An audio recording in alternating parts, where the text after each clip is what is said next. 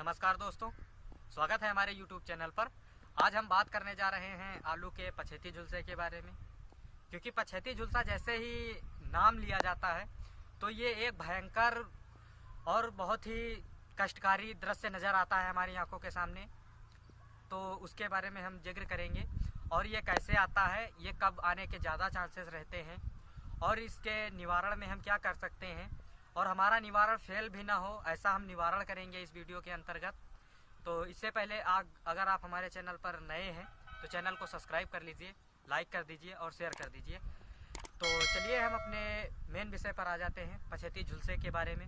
तो जैसे ही पछेती झुलसे की बात आती है वैसे ही हमारा दृश्य वो 2-4 साल पुराना आंखों के सामने दिखाई देने लगता है कि इतना भयंकर होता है कि आलू की फसल पूरी की पूरी नष्ट हो जाती है, जिसके कारण हमारे किसान भाई बहुत ही ज़्यादा नुकसान उठाते हैं।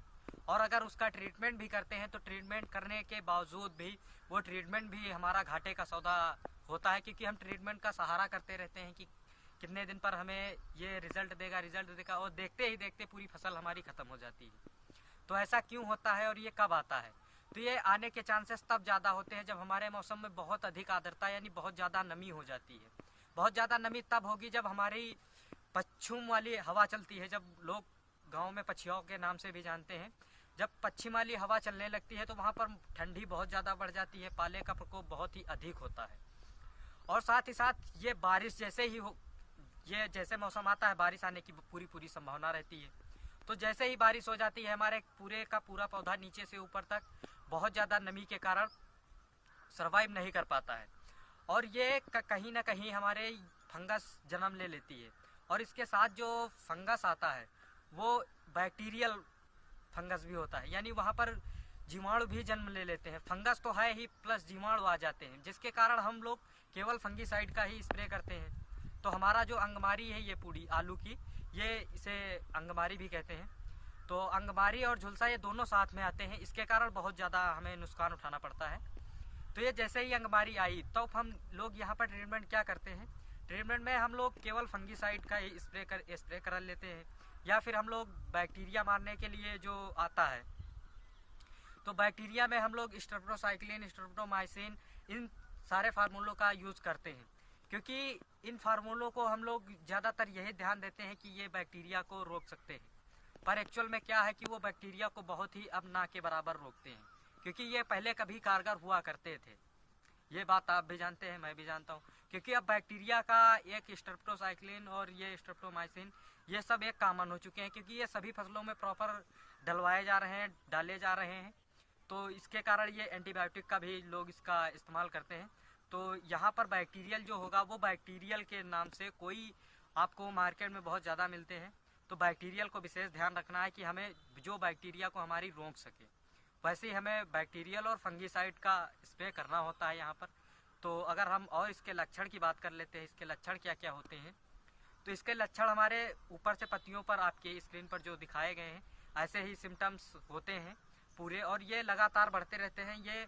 और जब इसके साथ अंगमारी होती है तब ये बहुत तेज़ी से ग्रोथ कर दिलाता है और हमें दवा डालते डालते ये हमारी खेत को बर्बाद कर देता है।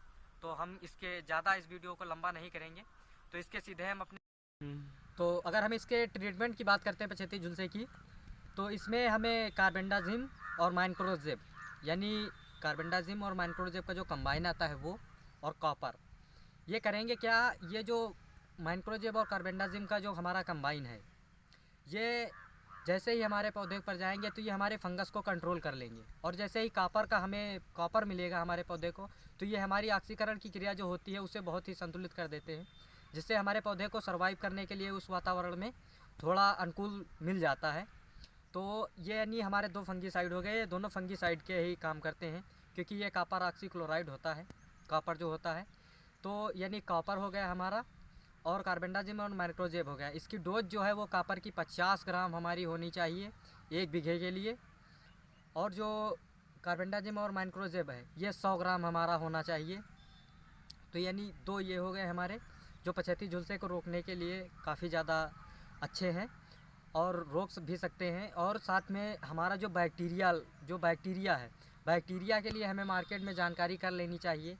हो सकता है जो बताया जाए यहाँ पर वो ना मिले आपके यहाँ, तो वहाँ पर आप विशेष तौर से जो आप सीधे बोलकर बता दीजिए कि खेत में अंगमारी के लिए, यानी जो बैक्टीरिया को मिलाने के लिए वहाँ पर आप जानकारी से प्राप्त कर सकते हैं कि कैसे कौन सी दवाई हमारे लिए बेहतर है। बल्कि स्ट्रेप्टोसाइक्लिन और स्ट्रेप्टोमाइसिन ये आपको ना के बराबर काम करेंगे, क्योंकि मिलता यही है ज़्यादा से ज़्यादा। पर अब जो है, अब नए ज़माने में नई नई टेक्नोलॉजी द्वारा अच्छे अच्छे प्रोडक्ट हमारी मार्केट में आ चुके हैं, तो आप वहाँ से जानकारी करके कितना बैक्टीरिया के लिए चुन सकते हैं। तो हमारी ये 3 दवाइयाँ हो चुकी हैं जो बहुत ही शानदार आपको कारगर सिद्ध कराएंगी आपके इस पछैती झुलसे को रोकने के लिए। और अगर हम बात करते हैं कि इसमें और हम अगला क्या कर सकते हैं, तो जैसा कि हम दोबारा जान लेते हैं कि हमारा जो ट्रीटमेंट बना है, ये ट्रीटमेंट हमें कब करना है, कैसे करना है। तो इसका ट्रीटमेंट जैसे ही हमारा बारिश हो जाती है, बारिश होने के जैसे ही हमारी हल्का फुल्का धूप निकले, ओस का काम ख़त्म हो, तुरंत हमें इसका एक स्प्रे दे देना चाहिए। क्योंकि हमें इंतज़ार नहीं करना चाहिए कि ये लक्षण दिखे तब करें। अगर लक्षण दिख जाते हैं तब हमें इसका स्प्रे 3 दिन बाद दोबारा करना होता है, और 3 दिन 3 बार हमें स्प्रे इसके देने होते हैं। जो हमने ट्रीटमेंट आपको बताया है, इसके अगर आपको लक्षण जैसे हमने स्क्रीन पर दिखा भी रखे थे, अगर ऐसे लक्षण आपको दिखते हैं तो इसका स्प्रे आपको 3 बार करना पड़ेगा, क्योंकि 2 बार में शायद ना रुके। पर 3 दिन बाद 3 बार करना होगा, और बिल्कुल पौधा रुक जाएगा अपनी कंडीशन पर। अगर आप बारिश के तुरंत बाद कर देते हैं एक बार, तो उम्मीद करते हैं कि ये झुलसा जो है आपको खेत में नहीं आएगा, आपको इसका नुकसान नहीं उठाना पड़ेगा। तो इसी के साथ हम अपना वीडियो समाप्त करते हैं। मिलते हैं नेक्स्ट वीडियो में, तब तक के लिए धन्यवाद।